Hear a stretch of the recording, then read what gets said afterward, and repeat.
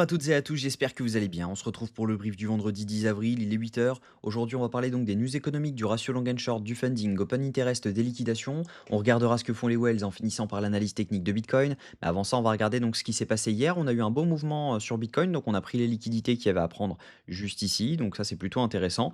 Et derrière, en fait, on a créé sept bougies donc sur la journée, donc sur la bougie de 14 heures à 18 heures. On a créé 7 bougies qui est clairement une bougie de retournement parce qu'on vient en fait mêcher sous la précédente et clôturer au-dessus de la précédente. Donc ça veut dire clairement que c'est dans cette bougie-là qu'on a quand même beaucoup de longues qui sont rentrées, mais également des gens qui vont défendre cette bougie, étant donné qu'ils se sont battus fortement pour la créer. Donc actuellement, si jamais on regarde en H4, on a peu de probabilité d'aller venir chercher en dessous, sauf pour aller chercher beaucoup plus bas. Donc ce serait pour aller chercher les 69 700, voire les 69 348 $, mais on passerait baissier, donc ce serait aisément pour aller chercher les 67 000 $. Donc clairement, actuellement, ce n'est pas forcément le but. Je pense qu'on se dirige tranquillement vers les 74 000 $, mais en tout cas, voilà, faites bien attention à ça. Actuellement, je n'irai pas short, en tout cas, ce mouvement-là étant donné la création de cette bougie. Si jamais on dézoome un petit peu et qu'on passe en H1, on voit clairement que bah, juste là, on a une accumulation. Même chose, donc ici, on est en train de créer une accumulation. Ici, on avait une accumulation, on est venu mèche juste en dessous. Et actuellement, on est en train d'accumuler au-dessus. Donc ça, c'est plutôt intéressant, mais on voit pas grand-chose non plus en H1. On va passer en M15. Si jamais on regarde en M15, on a donc cette accumulation juste ici à aller chercher. On a une deuxième accumulation juste ici à aller chercher. Et actuellement, ici, on est en train d'être rejeté par l'OB M15. Donc ça, c'est plutôt intéressant. Mais en tout cas, ce qui est plutôt vraiment intéressant, c'est que à mon avis, ici, il y a vraiment beaucoup de longs qui sont rentrés, étant donné que bah, on leur a laissé la possibilité de le faire. Et quand on regarde en M5, on a quand même quelques OB à aller chercher juste en dessous. Donc ça veut dire que cet OB-là, qui se situe dans les 71 370, a des chances de performer, étant donné qu'on a également une bougie de retournement en M5 juste ici. Si jamais vous regardez, hein, cette bougie, on a mèche en dessous de la précédente, on clôture au-dessus de la précédente, donc sur la même bougie. Ça veut dire que cette bougie-là est une bougie qui est normalement protégée. Donc, cette OB a des chances de fonctionner. Donc, un long dans cette zone avec un stop sous le deuxième OB est probable pour éviter de se faire front run et derrière viser la zone des 74 000 $. Maintenant, on va faire coïncider ça avec les datas pour voir si jamais c'est possible de le faire.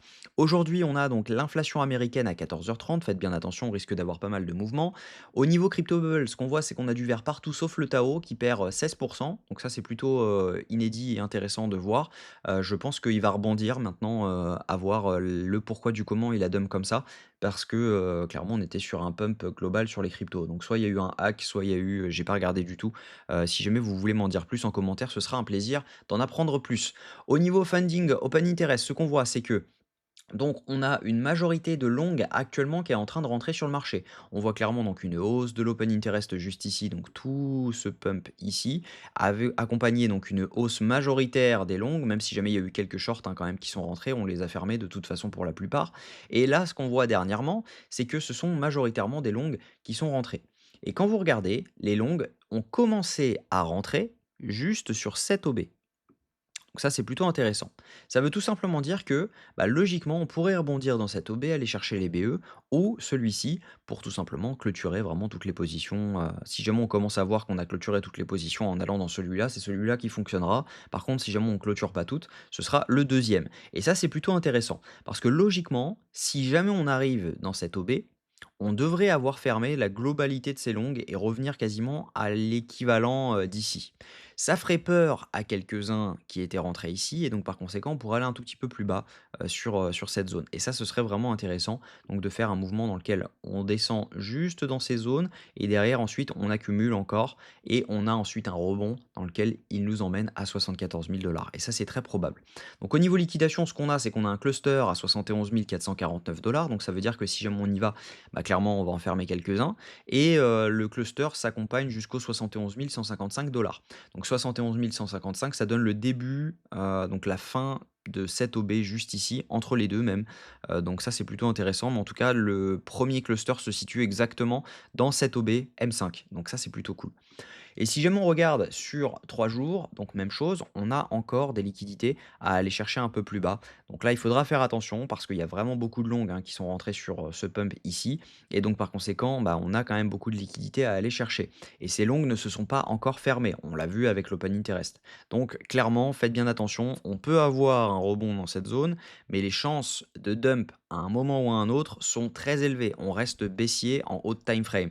Ça veut tout simplement dire que oui, on peut trader des longues, et cetera, actuellement, étant donné qu'on est en tendance haussière en M15, en H1, en H4, mais en daily, on reste baissier, en weekly, on reste baissier. Donc faites bien attention à ça. Bon, il faut quand même respecter la tendance globale, donc ne pas être greedy. On n'est pas parti pour aller à 200 000 dollars sur Bitcoin actuellement. On est simplement sur donc, un suivi de tendance qui, à un moment ou à un autre, va s'arrêter. Et cette tendance repartira à la baisse. Donc faites bien attention. Au niveau de ce que font les Wells, donc vendent moyennement ce mouvement. On est sur des toutes petites ventes, hein, clairement, mais sinon ça reste globalement des achats.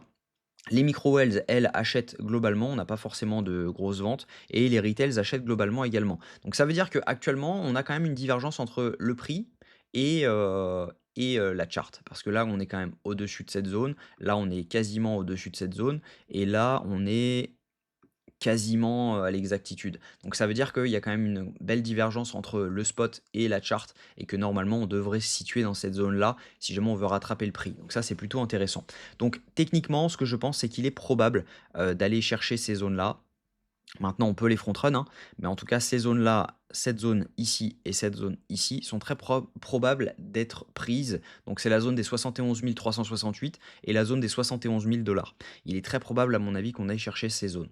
Donc, un long dans cette zone serait potentiellement une bonne idée. Il va simplement falloir faire attention à l'ouverture des longues qui se font dans ces zones. Si on a du monde qui long, c'est pas une bonne idée d'aller chercher du long également parce que on sait qu'on en a déjà pas mal qui ont long sur cette zone-là. Et donc, clairement, le fait de rentrer après tout le monde, c'est pas la bonne chose. Par contre, si on voit que les longues se ferment lorsqu'on arrive dans cette zone, bon bah là c'est une très bonne idée d'aller chercher du long parce qu'on n'aura plus que des shorts à aller chercher et on en a quand même beaucoup. Quand on regarde, hein, juste ici, on en a quand même beaucoup à aller chercher, hein. On a pas mal de gens qui ont short et globalement, on est majoritairement sur du short sur Bitcoin. Donc clairement, voilà, il va falloir faire attention à ça. Mais en tout cas, voilà, placer 0,25% en ordre là-dessus, c'est pas forcément très risqué et c'est plutôt pas mal. Donc voilà, voilà le plan de la journée. J'espère que cette vidéo vous a plu. Si c'est le cas, je vous invite à vous abonner, à liker et à commenter ce que vous en pensez. On se retrouve demain à la même heure. Prenez soin de vous.